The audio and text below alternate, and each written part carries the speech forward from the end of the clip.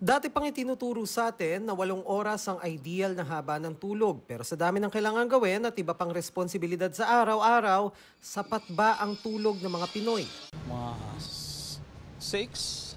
Siyempre, sa work, sa stress, sa work. Minsan mga 4 to 5. 4 to 5. Tingin mo 5, sapat 6. yun? Hindi eh. Bakit? Minsan gamit namin yung oras. Gamit ko yung oras kagabi. Bumabiyahe ako. O nakakatulog pa ba sila? Ano yung pinakamalalang naalala mo? Street duty, 24 hours. Ang sleep deprivation gaya ng puyat, bitin sa tulog o magdamag na gising, maaring pag-ugatan ng problema at sakit. Problems in information processing disruption, we have impaired memory, nakakalimot agad, we have reduced learning, especially in the children and teenagers. We become irritable. There's also poor immune function.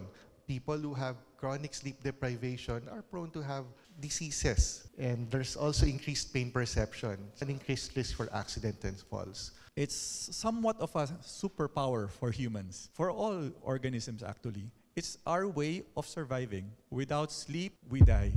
Hangad ng isang grupo ng sleep medicine specialist na gisingin ng mga Pilipino sa problemang ito. Isinusulong nila ang isang malawakang pag-aaral sa pagtulog sa Pilipinas na magiging gabay para sa rekomendasyon ng mga polisiya sa sleep health ng publiko, lalo na yung mga nasa graveyard shift o nagtatrabaho sa gabi. We don't have an answer for that. We rely on studies from the outside, from other nations. We're developing a protocol. We have been granted by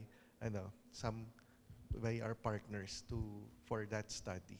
Ayon sa grupo, wala pa raw formal na pag-uusap sa Department of Health hinggil sa pagsulong ng mga polisiya sa sleep health. Nakabinbin din sa committee level sa Senado ang panukala na nagsusulong ng sleep disorder awareness at education program.